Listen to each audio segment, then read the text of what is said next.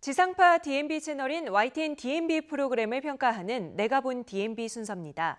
이번 주에는 다큐 S프라임과 뉴스나이트, 응급실 폭행 처벌에 대한 정은정 평가원의 의견을 들어보겠습니다. 시청자 여러분 안녕하세요. YTN DMB 시청자 평가원 정은정입니다.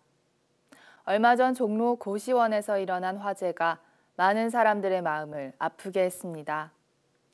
대기가 건조해지면서 산불 등 각종 화재 예방에 관심이 필요한 시기입니다. 그래서 지난 다큐 S프라임의 화재를 잡는 첨단 과학이라는 주제는 더욱 와닿는 내용이었던 것 같습니다.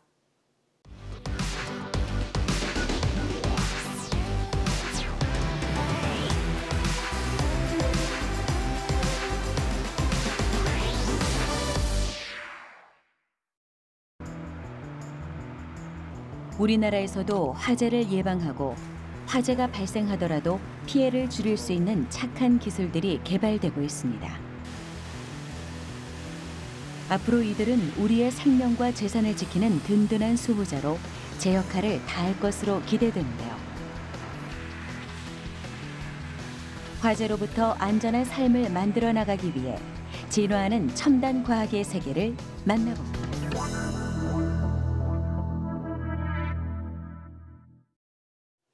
일상 속에 숨은 과학을 발견해보는 다큐 S프라임은 지난 방송에서 화재를 예방하고 피해를 줄이는 기술들이 개발되고 있는 첨단 과학의 세계로 안내했습니다.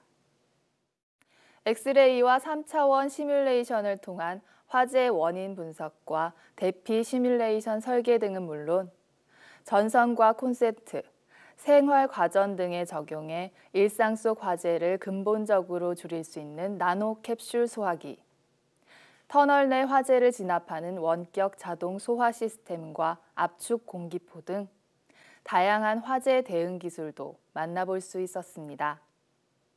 특히 각 기술에 맞는 여러 가지 실험 화면과 화재 사례, 화재의 형태에 따른 자료 화면이 풍부하게 제시되고 있어 시청자들의 이해를 돕고 있습니다. 119 안전체험관을 찾아 화재의 종류에 따라 사용하는 소화기가 다르다는 점과 소화기 및 완강기 사용법, 화재가 발생했을 때 대피하는 방법 등에 대해 다룬 점도 유용한 정보였습니다. 하지만 소화기나 대피 방법을 소개하는 부분에서도 화재를 잡는 첨단 과학이라는 주제에 맞도록 과학 지식들을 곁들여줬다면 프로그램의 취지에 더욱 어울렸을 것으로 생각됩니다. 11월은 불조심 강조의 달입니다. 다큐 S프라임의 지난 방송은 불이 나기 쉬운 계절과 어울리는 주제로 화재를 줄일 수 있는 첨단 기술들을 선보여 더욱 인상 깊었던 것 같습니다.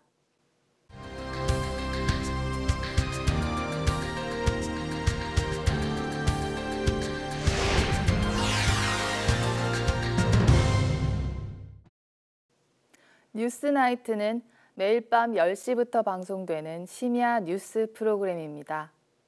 하루 동안의 주요 뉴스를 정리하고 핵심 이슈에 대한 전문가들과의 대담, 문화 소식과 스포츠 소식들도 전하는 종합 뉴스 프로그램의 역할을 하고 있습니다.